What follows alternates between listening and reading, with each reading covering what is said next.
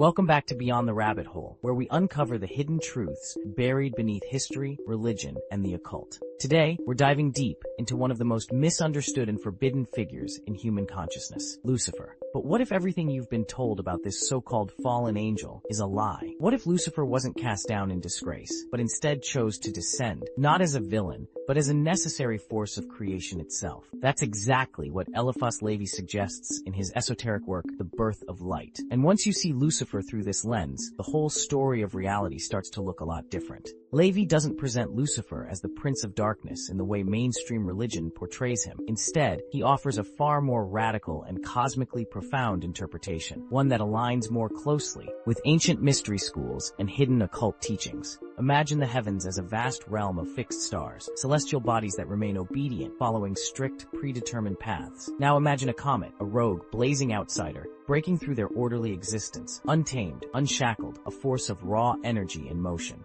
This comet represents Lucifer, the one celestial body that dares to move differently, refusing to be confined by the rigid structure of divine law. But here's the twist. The comet isn't rebelling out of malice or corruption. Instead, it has a higher purpose ordained by the divine itself. Its role is to bring heat to young worlds, to reignite dying stars, to act as a messenger of transformation where stagnation has taken hold. Now, let's take this metaphor and apply it to the biblical narrative. Lévi completely reframes the story of Lucifer's fall, suggesting that the true light-bearer wasn't cast down in disgrace, but chose to separate from the unrevealed light of God in order to bring illumination to the rest of creation. Think about that. What if the very act that has been condemned for centuries as a rebellion against God was actually the catalyst that allowed consciousness, knowledge, and free will to exist? What if Lucifer's descent into darkness wasn't about disobedience, but about sacrifice, about completing creation by allowing light to contrast against shadow? What if Lucifer was never an adversary at all, but the herald of true awakening, offering humanity the keys to self-mastery and hidden wisdom? This is where things get really interesting.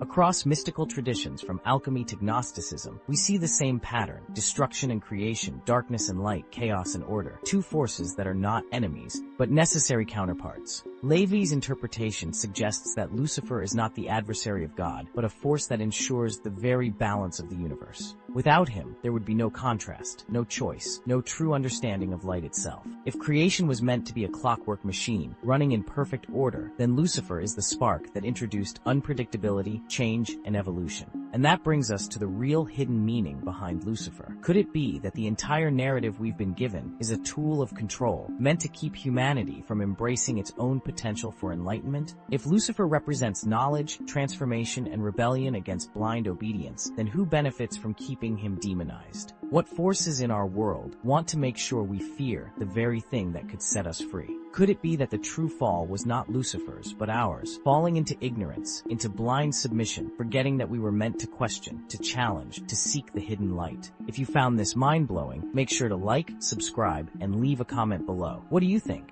Is Lucifer truly the villain we've been told he is, or is there a deeper mystery waiting to be uncovered? Stay curious, stay questioning, and as always, keep digging deeper.